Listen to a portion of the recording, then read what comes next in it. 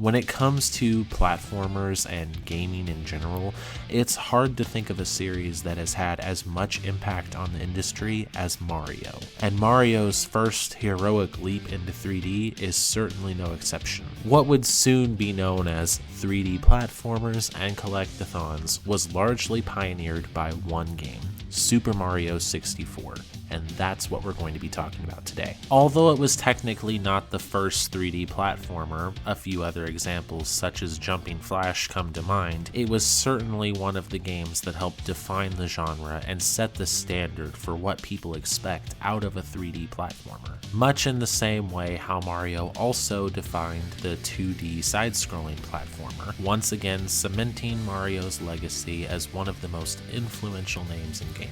Now, I know what you're thinking. That's a great legacy and all, but is the game actually good in its own right in 2023? And I'm pleased to announce that yes, it very much is still good and has aged very well. Now, that's not to say it doesn't have its hiccups. However, when playing the game nowadays, I can tell you that it largely feels the same as it did when I first played it in the early 2000s. Yes, it's true that its controls aren't as sharp as your typical modern 3D game. However, this actually plays to its strength. It sort of sets in the same genre as all of the other good retro games do, where yes, it has hindrances, but those hindrances only serve to make its gameplay functional and challenging in their own way. The more you play it, the more you're going to get used to it. When I first booted up the game years after playing it, I was a little bit jarred by Mario's walking in the game. Some of the mechanics, they're definitely not the most modern thing in the world, but the more I played the game, the more I forgot about all that, got used to it, got more and more obsessed with overcoming every obstacle. It's really satisfying to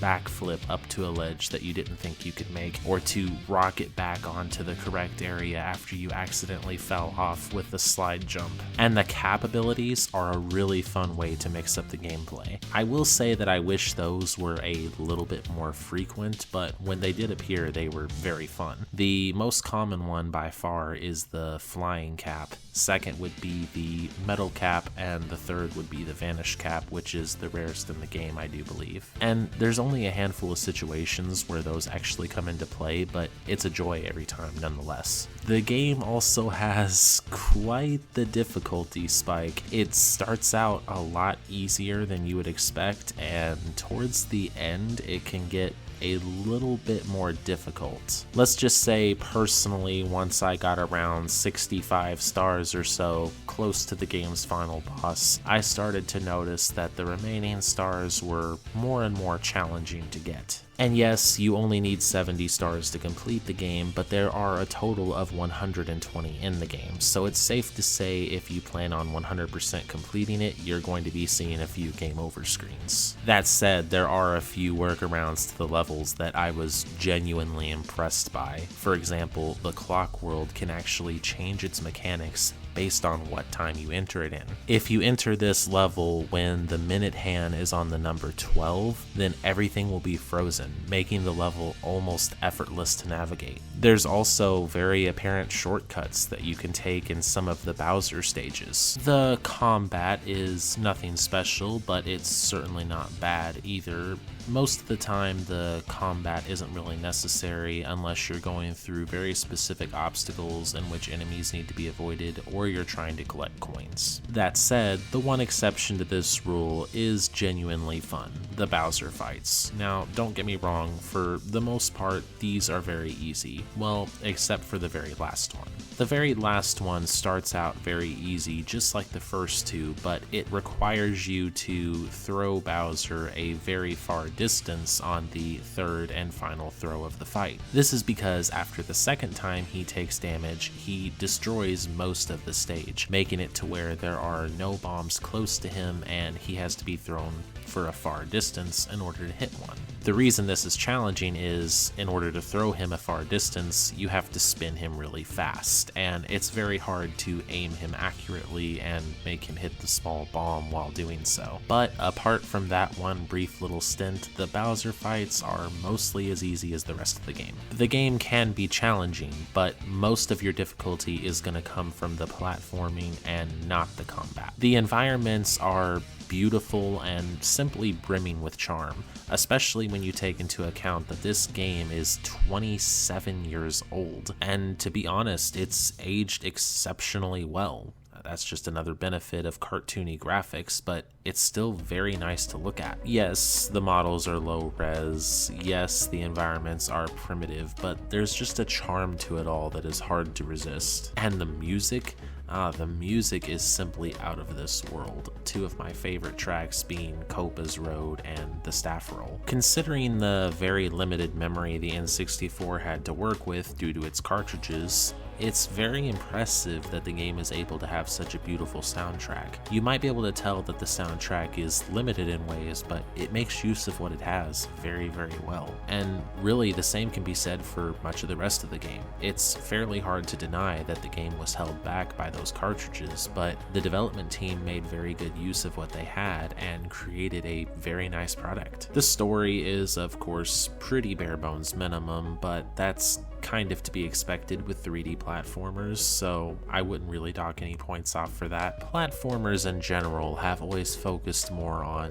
gameplay and atmosphere than story, so it's really nothing that you're going to be surprised by if you're used to playing that genre. There may be a few exceptions to this rule, but by and large, that's how it is with platformers, at least in my experience, and I've played a fair amount of them. But that doesn't stop games like Super Mario 64 from feeling so grand. Essentially what I'm saying is that the game's atmosphere is deep enough that it can pull you in even without a heavy story. And by the end of it all, as you see the credits roll, as you see a camera pan of all the levels you've conquered, you just feel like you're king of the world. You feel like you are a true hero, a true knight. And that's essentially what Mario is in this game, and to be honest, sometimes that's what we need from games, just simple, uplifting stories that make us feel good. And Super Mario 64 is 100% a feel-good game. If you haven't had a chance to play it, I highly recommend you do. I don't think you'll regret it. It's a very good game with a very good atmosphere, charming gameplay, charming world, and I don't think you'll soon be forgetting it. That said, if you don't own a Nintendo 64, it can be difficult.